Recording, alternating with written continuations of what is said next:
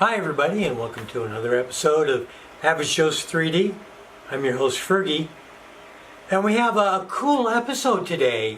Today we've got our maker box. This is my first maker box I've ever gotten. I just subscribed, so I'm pretty excited to see what's inside. Maker box is really a good low-cost solution to try out different filaments that are available. So let's get to it.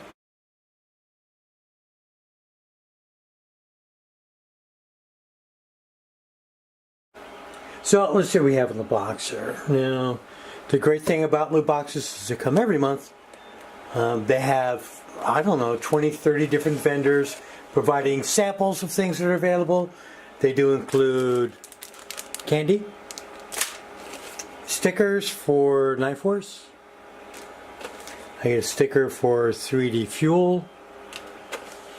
They also include a list of all the information for MakerBox. The great thing is they're on Thingiverse, so although all the spools of filament are loose, they do have spools that you can go and print out. And they also include discounts. This is 15% off the 3D Fuel. It looks like Pro PLA. So I'm assuming there's Pro PLA in here. Now the first thing I have is temperature color change PLA. So now on all PLA they have suggestions of hot end temperature, bed temperature, the speed you're running at, and the information says the PLA that changes from blue to white when exposed to warmer temperatures. So it's just PLA that's temperature sensitive. It's pretty cool. The next thing we have is Pro PLA. Oh, by the way, this was from Gizmo Dorks. This is from 3D Fuel. It's that Pro PLA that they have a discount for. So we'll try something with this. Now it says Pro PLA has higher impact strength than ABS and heat resistance rivaling ABS. But you print it like PLA, which means that the bed temperature is 60 and the hot end temperature is 210 to 240. So it's going to print like PLA and have the strength of ABS. Looking forward to using that. I've got some glass fiber nylon. Okay, now this stuff takes not only a bed temperature of 70, but glue stick. It's reinforced with fiberglass, so it improves the stiffness while maintaining the toughness. You pretty much have to use a hard nozzle with this. I do have a Swiss Micro, so we'll see if that works pretty well. This is from FiberForce. Last but not least, Python Flex. Alright, this prints like PLA, a little bit slower when you print it. It's high performance flexible thermoplastic polyurethane, so it's TPU. This is TPU. Designed for high-speed printing with both direct drive and Bowden tube. So it's good for Bowden and some is not. So this is from Form Futura. I'm looking forward to using that. We're starting a new feature here on the episode. We're going to do print of the week. So the first print of the week is slugs. That's right, slugs. They're articulated, which is kind of cool. I got this on my mini factory. Maybe on Thingiverse as well. I'll leave a link in the description below. But the great thing about the slugs is not only they're cool to play with because they're articulated, but they don't take very long. They can take 9 to 30 minutes depending on what resolution you use and how much support you have inside. These are kind of a neat test print. I know everybody does a Benchy, they do a Marvin, they might do a vase, or they might do a rocket. But this will tell you what kind of clearance and tolerances you have in a printer by printing out something that articulates that doesn't take 2, 3, 4 hours to print like this does. This takes quite a while to print. These butterflies were all over Murph. Everybody had butterflies. I'm going to do something special with these butterflies for the next episode. Stay tuned, it's going to be pretty cool. But check out slugs. It's kind of cool. I'm going to do a bunch for the kids because I think they'll enjoy it. The second print of the week is this honeycomb tool holder. Let's see if I can zoom out a little bit here. So you can see that all of my tools, including the side clippers, X-Acto knives, I've got cleaners in here, I've got tweezers in here, and I have my spatula in here. They're all within easy reach. Before, I was using this, and everything just laid inside. It was hard to find it. It was like trying to whip around to find it. But with this, it's nice and easy. But this is not how it was originally supposed to be printed. I changed the diameter and dimensions for this to make it user-friendly for me instead of something that came stock out of Thingiverse. Let me show you what I'm talking about. This is the honeycomb desk organizer. It comes in honey and honey twist. So let's take a look at each one of those. Here we go. Honey twist is pretty cool. Honey twist was kind of what I'm looking for. If you could take a look at the one over here, it's a little too spread out for me and takes up too much of my desk space because I don't have a lot. This had a smaller base, but I don't like that it was twisted like this, making all my tools go sideways. So I wanted this base with this straight honeycomb. So let's get rid of the twist first. And I'll show you how you can take something and make it into your own, something that you can easily use later on. Alright, so that's your standard honeycomb. Let's go ahead and move it over a little bit. So I didn't like the fact that the angle was going this way, and I didn't like the amount of desk space that it took up, because I'm very limited on my desk space. So I decided to change the dimensions. If you double click on the object in Simplify 3D, I decided to not change them uniformly, because if I change them uniformly, it's going to change the size, sure, but it's going to be that same angle, and I don't like that angle. So, let's go back. So I unclicked the check mark for uniform scaling, and I decided to go 100, 100. Okay, the base is where I want it now, but I want it really tall. So let's go with 100 for the Z. There we go. So if you take a look at this, the reason we did this is because it gave me a smaller base around here, and the taller tools can fit in the middle, and then the smaller tools can go on the side, which you really couldn't do before. And the angle's straight up and down almost. So that is exactly what I'm looking for. So if you ever see something that you really want that fits your needs, but it's slightly out of whack, go ahead, make the changes yourself, and then you'll get exactly what you want. Let's see what the results were from all our printing. So this is what I printed out of the box. Now if you remember correctly, these two were already printed. They're using PLA I already have. We'll take a look at the results of the PLA Pro, which is in red. Alright, so that can be that one. It's going to be this one. Now, I did a bunch of prototyping with Chris, and Chris is over at today's 3D print. So we've been trading batarangs back and forth. And so a standard batarang is here. This is a PLA batarang. The great thing about PLA Pro is it's more durable, and the finish is just a little bit softer and less plasticky, like hard, brittle plasticky.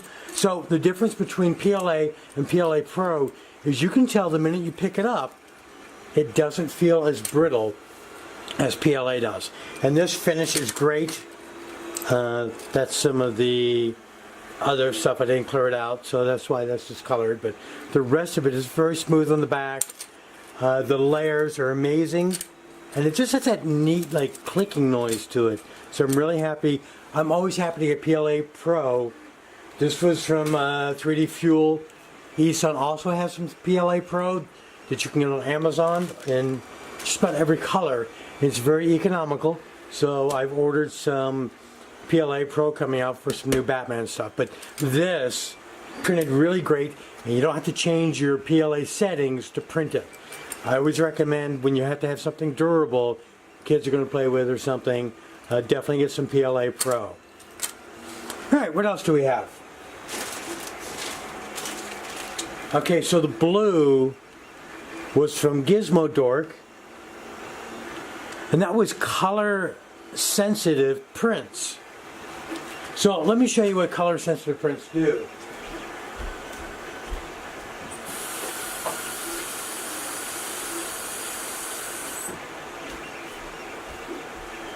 Okay, just had to go grab some water, which I've done. This is hot water. This is at room temperature. It's blue. When you stick it in the hot water, it changes to white. There you go. Kind of cool, really, to play with. This is great for like the kids and stuff.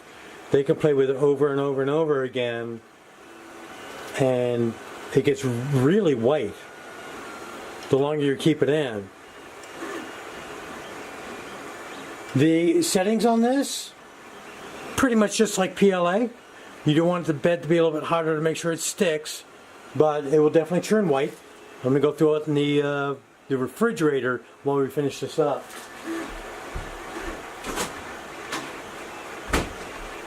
Okay, let's move this.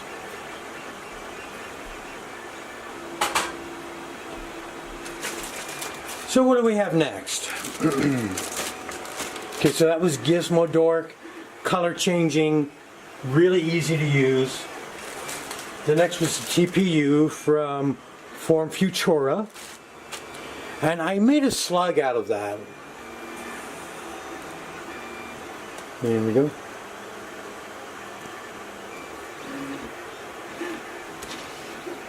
It came out great. It's definitely all squishy, which is really kind of cool. The problem I had was removing it from the bed. When I tried to remove it from the bed, as you can see, some of it didn't come off. Some of it actually stuck. And it adhered a little bit too nicely. Now, this was on an Ender 2 with Gecko Tech, a build plate on it. If you use glass or something like glue, I'm sure it would have come off fine. That Gecko Tech, man, it's a great build platform, and it really sticks to it really well. So it'll come off. Now, if you have like an imperfection on the bottom, which doesn't affect the model really at all I did was to tuck a soldering iron, any kind of heat gun. You can heat it up, and then take your spatula and press against it, and it's going to adhere to the rest of it, and it pretty much fixed it. So I know this isn't going to come apart anymore, and like I say, it really doesn't affect the top part at all. The upper layers look great. I didn't see any problem with them at all.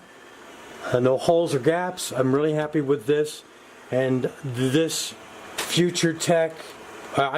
Futura Python Flex is made for Bowden tubes. I didn't have any problems going through a Bowden tube at all. Now, last but not least, is something I was really excited about. Now, my CR10, I got a Swiss Micro of hot end.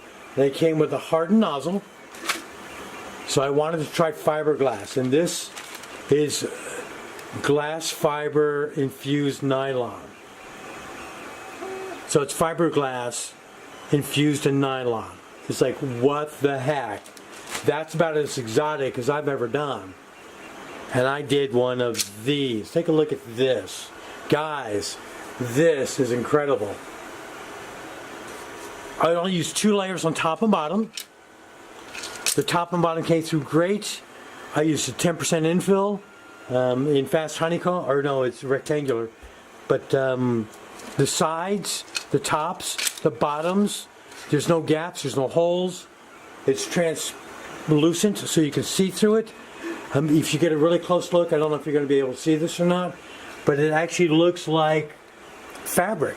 As you take a look at the texture, you can see the fiberglass infused in it in a crisscross pattern. And so it actually looks like cloth stretched over the top of this and not something hard and plasticky. Amazing stuff.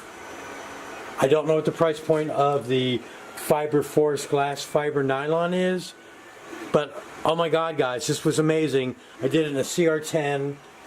I went to 150 on the nozzle and 70 on the bed with the glue stick.